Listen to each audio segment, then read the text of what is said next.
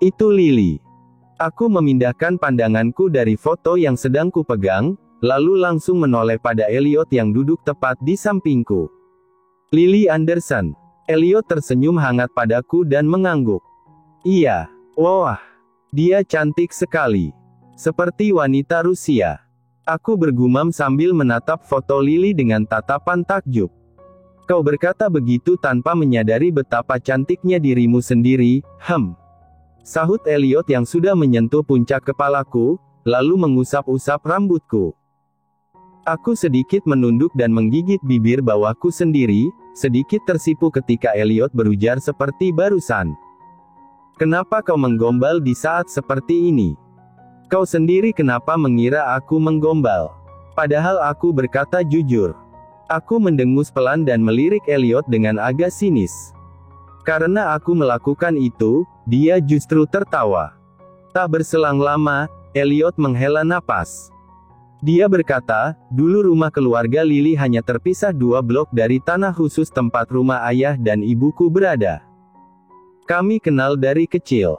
3 tahun setelah aku diadopsi oleh ayah dan ibuku yang menemukanku di jalanan, aku bertemu dengan Lily.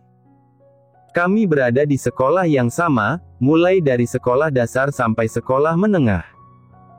Aku mendengarkan penuturan Elliot sembari tetap menatap foto wanita berambut pirang yang kupegang. Usianya sama persis denganku. Jadi, dia lebih tua 5 tahun darimu, baby, ujar Elliot lagi. Ah, begitu rupanya. Lily pendiam, tapi sebenarnya dia juga bisa ceria dan malah kadang-kadang agak serampangan. Saat aku kuliah bisnis di Australia karena aku harus mulai mendampingi ayahku yang sedang melakukan kerja sama dengan seorang pengusaha di sana, Lily tetap berada di Florida. Kau tahu, dia seperti Louis. Dia peminat seni, pun kuliah di jurusan seni rupa dan desain. Makanya ketika datang ke studio Louis di Kansas, aku teringat padanya. Aku terdiam. Dia bercita-cita bahwa setelah lulus sarjana di Universitas Florida, dia akan pergi ke Paris. Dia berencana melanjutkan studi seninya di Paris, karena dia ingin menjadi seniman yang terkenal sampai Eropa. Dia ingin punya studio seni yang besar, ingin membuka galeri seni untuk pameran dunia dan melelang lukisan-lukisannya dengan harga tinggi. Pameran dunia. Besar sekali cita-citanya, bukan? Bibirku mengulas senyum untuk menanggapi ucapan Elliot. Tapi cita-cita besar itu tidak terwujud sedikit pun. Karena di tahun pertama menjalani kuliah, dia diperkosa. Dia tidak bilang apa-apa padaku saat itu terjadi, sementara aku sedang kuliah juga di Sydney. Aku baru mengetahui tentang itu setelah 1 bulan berlalu, itu pun dengan berita mengejutkan bahwa Lily hamil. Aku diam mendengarkan. Aku mendapat telepon dari orang tua Lily saat aku sedang mengikuti kegiatan kampus. Mereka menuduh bahwa akulah yang menghamili Lily. Padahal, walaupun kami kenal dari kecil dan teman-teman kami tidak konservatif sama sekali, aku tidak pernah sekalipun melakukan hubungan badan dengannya. Lagi pula saat itu aku pun juga sedang berada di luar negeri. Bagaimana aku bisa membuatnya hamil? Ku yakin kau sudah mendengar ini dari Rick, bahwa setelah mendengar kabar itu, aku langsung pulang ke Amerika dan menemui Lily di Florida. Elliot memberi jeda sejenak untuk menatap lembar foto yang kupegang, lalu melanjutkan, ternyata Lily diperkosa oleh Harrison. Lily mengadu padaku bahwa bajingan itu memperkosanya saat sedang berkunjung tiba-tiba ke rumahnya, sementara kedua orang tua Lily sedang pergi ke kota sebelah. Lily makin tertekan setelah tahu kalau dirinya hamil. Dia tidak mau berangkat kuliah lagi, bahkan dia juga tidak mau melukis lagi. Sekalinya melukis, yang dia lukis hanya gambar-gambar yang menyeramkan warna hitam. Malang sekali. Memang. Elliot menghela napas panjang. Saat itu aku sudah berencana untuk menikah dengan Lily, aku bersedia menjadi ayah dari bayi yang dia kandung. Tapi, aku harus pergi sebentar ke Sydney untuk mengurus pengunduran diriku dari kampus, karena aku memutuskan untuk melanjutkan kuliah di Florida saja agar tidak jauh-jauh dari Lily. Tapi ketika aku baru 2 hari sampai di Sydney, aku mendapat kabar kalau Lily telah tewas. Aku mengulum bibirku dan kembali memandangi foto yang kupegang. Terakhir kali kami bertemu adalah di bandara. Sebelum pesawatku berangkat di bandara itu, Lily bilang, "Aku mencintaimu." Kupikir itu adalah kalimat biasa saat berpamitan di bandara, tapi ternyata, itulah kalimat terakhir darinya untukku.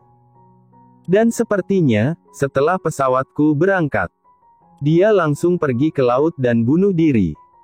Elliot sedikit memicingkan mata saat pandangannya menatap lurus ke depan, memerhatikan bangunan apartemen sederhana yang ada di seberang jalan. "Kau tahu betapa besar rasa bersalahku, baby. Bertahun-tahun aku berpikir bahwa akulah yang salah, akulah yang membunuh Lily dan bayi itu. Kalau saja aku tak pernah pergi ke Australia, aku bisa menjaganya dan dia tak akan mengalami semua kejadian itu. Kalau saja aku tidak berkata kalau aku siap menikahinya, ku yakin dia tak akan membulatkan tekad untuk mati agar bisa menghilang dari hidupku, karena mungkin dia juga merasa bersalah padaku. Mungkin dia merasa kalau kondisinya akan membuatku terbebani, makanya dia tidak mau aku menikahinya." Melihat pelupuk Elliot yang penuh oleh genangan, aku pun meraih tangan kanannya dan menggenggam tangan itu dengan lembut. "Itu bukan salahmu, Elliot. Kau tidak salah." Kedua sudut bibirnya tertarik membentuk senyuman. Dia menatapku dengan sangat teduh, walaupun matanya berkaca-kaca. "Lalu, bagaimana dengan Tuan Harrison?" Waktu itu Rick bercerita, bahwa Lily memohon padamu agar tidak melanjutkan usahamu untuk menuntut Tuan Harrison 16 tahun yang lalu, tanyaku kemudian. Elliot mengangguk. "Ya, memang begitu.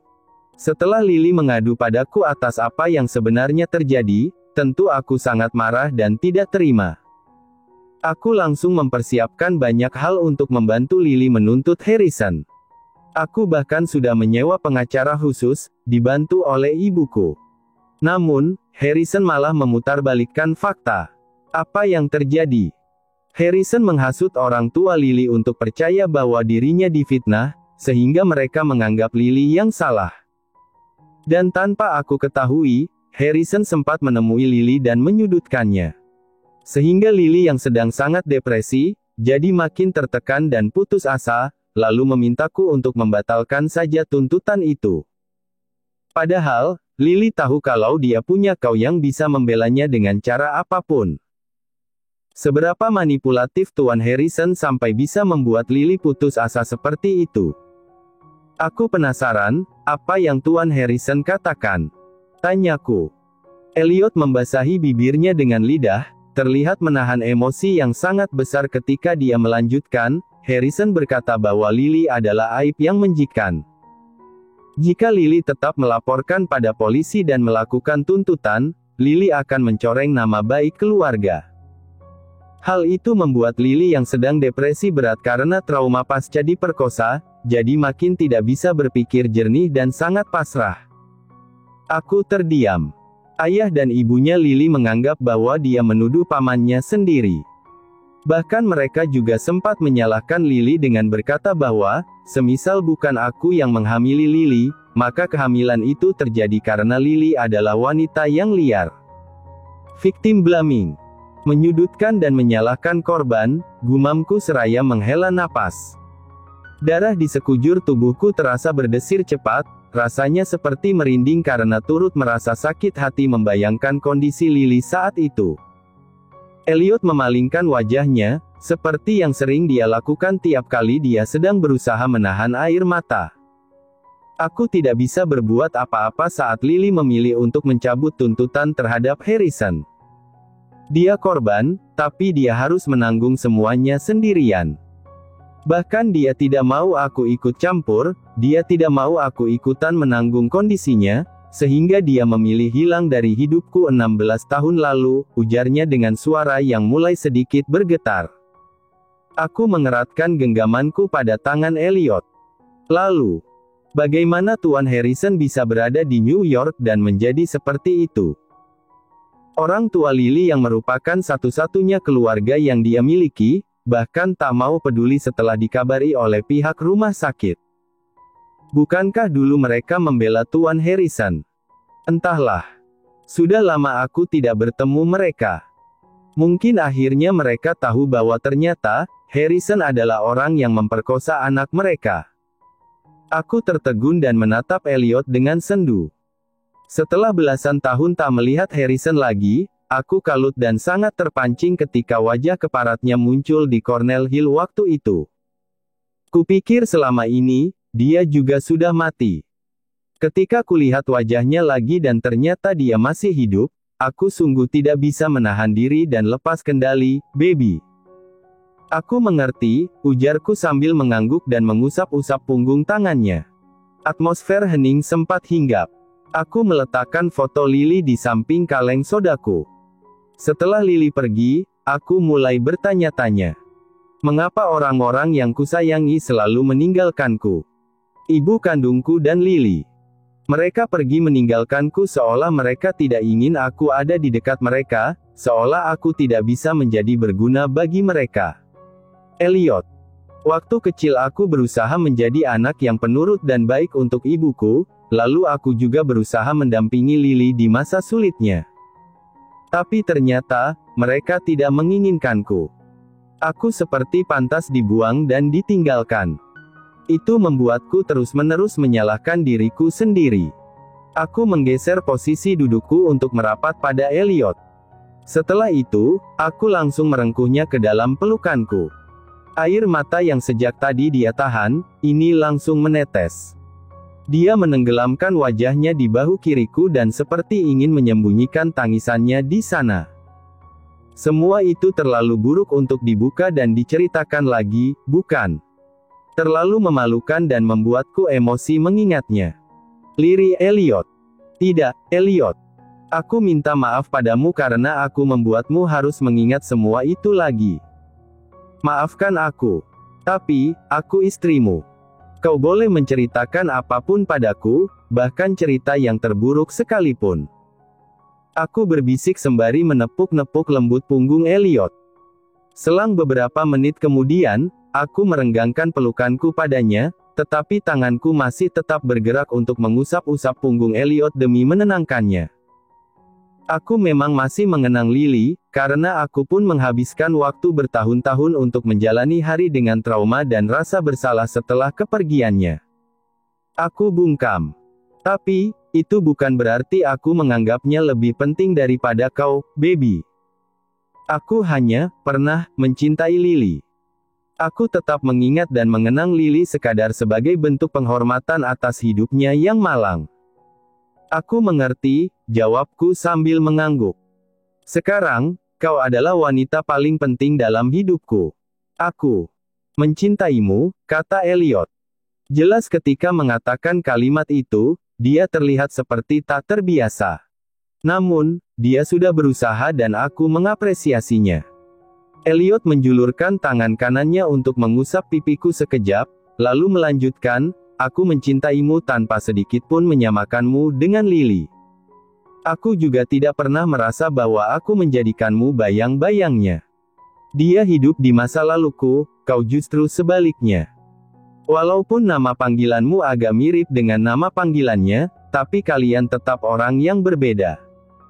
Karena kau adalah kau. Aku mencintaimu karena dirimu sendiri, baby. Aku jatuh cinta padamu karena kau adalah Lillian Stacey Wesley, bukan Vali Anderson. Aku tersenyum pada Elliot dengan air mataku yang tiba-tiba menetes. Aku bahkan tak sadar sejak kapan aku menahannya. Terima kasih karena sudah mau menjelaskan semuanya, Elliot. Kalau begitu, ayo masuk dan bicara di dalam. Di sini dingin. Elliot mengusap bekas air mata di sudut mataku. Suara baritonnya terdengar agak sengau, sudah pasti karena beberapa saat lalu dia menangis. Ketika dia sempat melirik singkat ke langit, aku menyadari bahwa dia ingin ke dalam bukan karena udara yang dingin, tetapi karena merasa tidak nyaman melihat langit yang berbintang. Aku pun juga menyadari kalau sepanjang kami mengobrol, dia hanya menatap lurus ke depan, menatap ke bawah, atau ke samping. Tak sekalipun dia melirik ke atas. Aku dapat mengerti hal itu. Dia sangat tidak suka pada langit malam yang berbintang. Kau masuk saja duluan. Nanti aku menyusul. Aku masih ingin di sini, jawabku seraya menghabiskan soda kaleng. Tangan kiriku masih memegang foto yang tadi Elliot berikan. Namun, Elliot tidak jadi masuk dan justru malah melepas jas hitamnya. Dia memakaikan jas itu di kedua bahuku, khawatir aku akan kedinginan. Padahal kalau memang di sini dingin, dialah yang butuh dihangatkan karena punya hipotiroid. Tapi omong-omong, apa kau menyimpan foto-foto Lily? Tanyaku kemudian sembari menggerakkan lembar foto di tanganku. Tidak. Hanya itu saja yang tersisa. Dulu kami sangat jarang berfoto, jawabnya. Aku membawa foto itu dari Florida saat mulai menetap di New York. Itu pun terselip di tumpukan dokumen. Aku menyimpannya karena berpikir akan berguna suatu saat. Dan sekarang, ternyata memang berguna untuk menunjukkannya padamu. Aku menyunggingkan senyum mendengar jawaban Elliot. Setelah beberapa saat lalu memakaikan jasnya di bahuku, Elliot menggulung bagian lengan dari kemeja putihnya sampai siku. Aku memerhatikan Elliot saat dia menggulung kemeja itu, mengagumi aura maskulinnya yang kian menonjol saat dia melakukan itu. Setelahnya, dia merangkul bahuku dan menuntunku untuk menyandarkan kepala di bahunya yang bidang. Apakah sekarang kau sudah mau berdamai, baby? Kau sudah tidak marah lagi padaku, kan? Tanya Elliot. Alih-alih menjawab, aku justru balik bertanya, apa kau mau berjanji untuk selalu terbuka padaku, sehingga aku tidak salah paham jika ada masalah di kemudian hari? Aku akan berjanji hanya jika kau mau menciumku dulu, sahutnya sembari menunjuk pipinya sendiri. Aku tertawa pelan, lalu sedikit mengangkat kepalaku dan mencium kedua pipinya. Aku janji. Aku akan berusaha menjadi lebih baik untukmu dan juga untuk anak-anak, ucapnya. Saat aku sudah kembali bersandar pada bahu Elliot, pandanganku tertuju pada tato spider lily di lengan kanan Elliot yang sedikit terlihat setelah kemejanya tergulung. Bolehkah aku bertanya sesuatu padamu? Tanyaku kemudian. Apa? Aku menaikkan gulungan kemeja di tangan kanan Elliot secara perlahan, sehingga tato berbentuk paduan antara simbol anarki dan bunga spider lily di lengan suamiku itu dapat terlihat dengan lebih jelas. Tato ini melambangkan kematian. Apakah kau memakai tato ini untuk mengenang Lily? Tanyaku dengan hati-hati. Elliot tidak langsung menjawab. Dia melepaskan rangkulannya, lalu turut menatap tato di tangannya sendiri. Sejenak setelah itu, dia menjawab, kalau kau mau mendengar jawaban jujur, maka jawabannya adalah iya. Bulan pertama Lily pergi, aku juga hampir tewas karena overdosis. Setelah aku siuman, aku memutuskan untuk membuat tato ini. Oh, gumamku sambil manggut-manggut. Memangnya kenapa mendadak bertanya? Kusentuh lengan Elliot dan mengusap bagian tatonya perlahan, lalu berkata, di awal kita menikah, saat masih terikat kontrak, aku selalu bertanya-tanya tentang alasanmu memiliki tato seperti ini. Makna bunga spider lily. Terlalu gelap dan suram. Ternyata kau memang memakainya untuk mengenang Lily. Kau cemburu. Tidak, kok. Aku menggeleng cepat. Elliot tersenyum lembut. Dia menurunkan gulungan kemejanya untuk menutupi tato itu. Setelah mencium keningku, dia berkata, aku tahu kau cemburu. Menggakulah. Tidak, Elliot. Aku akan mengubah tato ini untukmu.